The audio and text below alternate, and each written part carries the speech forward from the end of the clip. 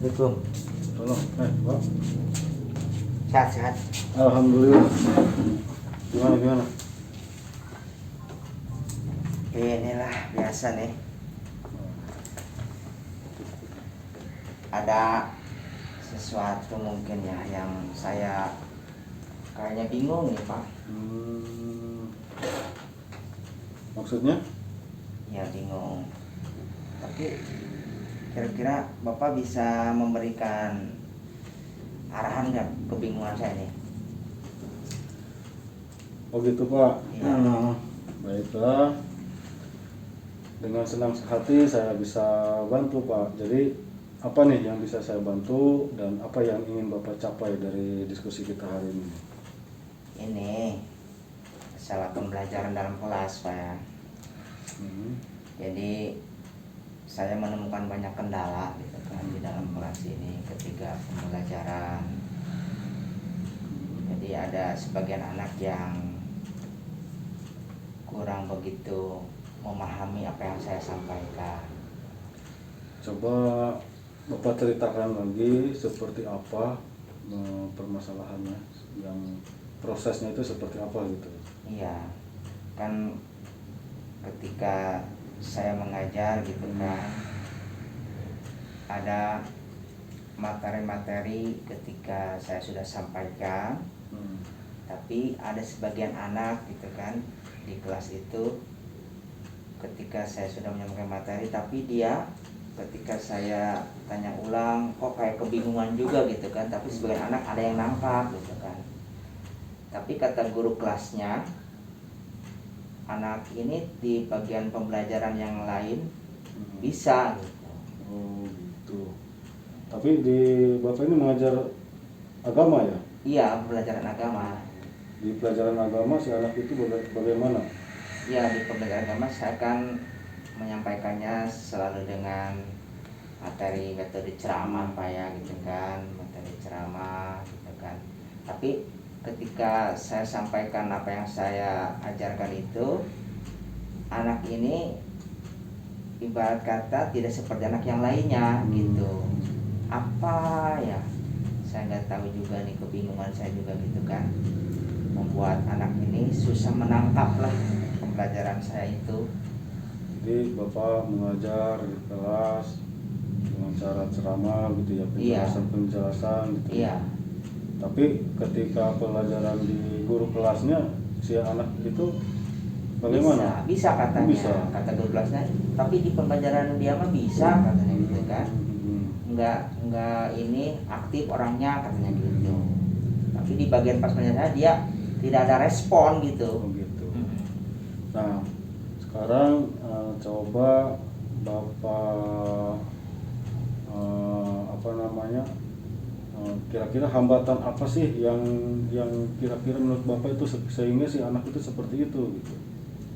Ya kan kalau dibandingkan dengan guru kelasnya gitu ya kan, memang saya selama ini mengajar tidak seperti guru kelasnya itu ya.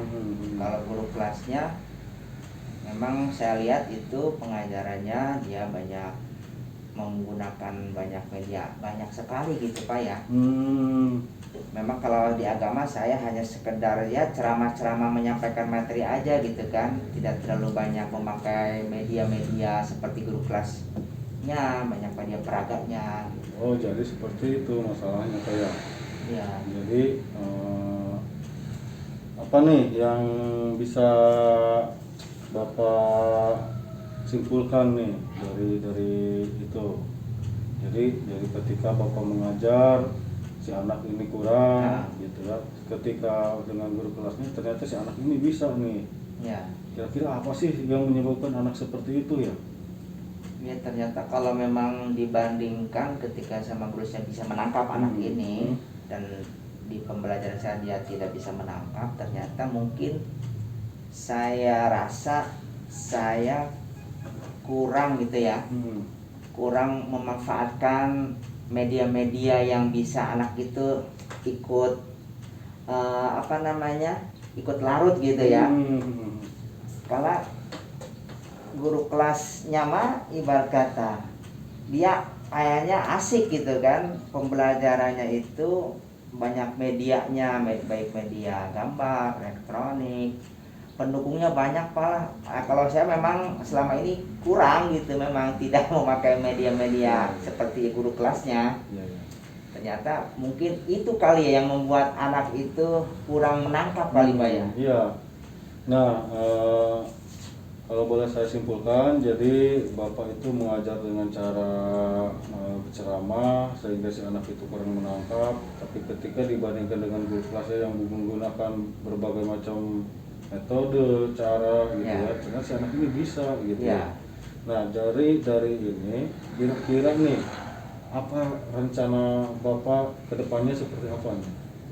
Jadi kalau setelah saya melihat seperti itu, perbandingannya berarti kan otomatis saya juga akan mengikuti ya jejak guru kelasnya itu, karena memang sepertinya gitu ya, pembelajaran yang banyak menggunakan media-media pendukung itu ke anaknya lebih seru, lebih asik gitu ya, menarik gitu kan. Insya Allah kalau memang itu permasalahannya, saya juga akan mengikuti dengan banyak pendukung dari media-media itu gitu kan. Nah, sekarang kan Bapak sudah tahu apa penyebabnya si anak seperti itu kurang menangkap ya. Nah, ada hal lain yang menjadi ini hambatan? Ya, selanjutnya ketika dalam pembelajaran juga saya sering banyak menemukan hambatan juga gitu kan. Di sisi lain anak yang tidak respon dengan pembelajaran materi. Terus di sisi lain anak juga itu di saat saya menyampaikan materi, kadang ada sebagian anak itu yang cuek gitu Pak, yang ibarat kata tidak memfokuskan kepada diri saya gitu kan, seolah-olah kadang ngantuk gitu kan, kadang gimana lah dia itu nggak fokus Pak. Ada sebagian anak seperti itu gitu. Apa ya sepertinya itu ya. Jadi si anak itu ketika Bapak ngajar, si anak itu suka tidak fokus tidak lah fokus gitu. Jadi selama ini yang Bapak lakukan tadi itu dalam mengajar seperti bagaimana? Ya hanya ceramah dengan saya berdiri di depan gitu kan, menyampaikan materi gitu kan, ibarat kata. Tapi saya perhatikan ada sebagian anak yang tidak fokus aja gitu, seolah-olah dia itu gimana kayak jenuh gitu Pak. Ya. Jadi dengan metode Bapak mengajar dengan ceramah, jadi si anak itu jadi tidak fokus gitu. Tidak fokus. Nah, kira-kira itu yang menjadi penyebab seperti anak tidak fokus itu apa ya Pak? Kalau melihat dibandingkan dengan guru kelasnya, dia seperti apa juga? Guru kelasnya gitu kan, ketika anak bisa fokus itu saya lihat kalau di guru kelasnya dia mengajarnya dengan aktif, mengajak anak berinteraksi gitu kayaknya Pak ya. Jadi si guru kelasnya sering langsung menegur apa gimana gitu kan, sering mengajak dia berinteraksi. Ya, berinteraksi. Tidak didiamkan kali. Saya lihat seperti itu, baru anak tuh ada respon gitu kan, fokus gitu kan. Mungkin maksud Bapak itu apa yang dilakukan oleh guru kelasnya itu jadi pembelajaran yang berpusat pada murid gitu Pak ya? Iya. Gitu. Nah, dari permasalahan ini dapat saya simpulkan, jadi si anak itu tidak fokus dikarenakan gaya mengajar Bapak yang monoton gitu Pak ya? Monoton kali ya. Gitu. Nah, kemudian nih kira-kira dari apa yang Bapak sebutkan tadi nih, apa sih yang menjadi penyebab si anak itu seperti itu dan apa sih yang akan Bapak lakukan? Jadi setelah saya membandingkan dengan guru kelas itu, ternyata kita harus lebih aktif untuk mengajak interaksi anak itu. Jadi jangan difokus di kita yang monotonnya itu kali Pak ya. Iya, jadi kita ajak anak untuk berinteraksi dengan pembelajaran kita gitu Pak ya. Sepertinya seperti itu kayaknya Pak. Jadi lebih hidup Pak ya. Lebih hidup gitu ya. Jadi kita sudah ketemu nih dari dua permasalahan ini ya. Rencana apa yang akan Bapak lakukan ke depannya? Ya paling insya Allah ketika saya udah ternyata memang permasalahannya sudah ketemu gitu kan, solusinya pasti mulai nanti pembelajaran berikutnya saya akan menggunakan cara-cara apa yang kita bahas hari itu gitu, hari ini gitu kan. Jadi insya Allah saya akan menggunakan media-media tambahan dan mungkin yang keduanya akan selalu aktif untuk mengajak anak untuk bisa belajar, ibarat kata diajak berkomunikasinya lebih aktif lah. Ya. Gitu kali Pak. Kira-kira nih siapa sih yang komitmen apa nih yang akan Bapak lakukan ke depan? Paling saya berkomitmen untuk pembelajaran di kelas lebih hidup gitu ya Pak ya. Saya akan berkomitmen ketika saya mengajar untuk materi-materi apapun gitu ya dalam keagamaan temanya, tapi saya harus lebih mengutamakan apa yang dapat ditangkap oleh anak itu dan apa yang membuat anak itu menjadi lebih asik dalam belajar gitu Pak. Jadi saya tidak monoton kepada diri saya, tapi saya akan memfokuskan anak itu seperti apa maunya gitu. Mungkin itu yang bisa saya komitmen kan. Jadi khusus untuk bisa anak itu lebih tertantang lagi, bukan sayanya yang ibarat kata ngoceh gitu Pak ya. Jadi anaknya ini yang biar aktif. Nah, komitmen saya seperti itu untuk bisa anak ini belajar dalam kelas supaya hidup lah, lebih hidup. Jadi kalau boleh saya simpulkan lagi nih Pak nih, jadi Bapak itu akan berkomitmen mengubah gaya belajar Bapak yang monoton dengan gaya belajar yang lebih interaktif dengan anak dan menggunakan media tambahan yang menunjang sesuai dengan kebutuhan gaya belajar anak gitu Pak. Iya, seperti itu. Apa yang anak lebih seru gitu kan, itu yang akan saya manfaatkan gitu kan. Kemudian dari komitmen ini siapa nih yang dapat membantu Bapak nih untuk melaksanakan komitmen ini?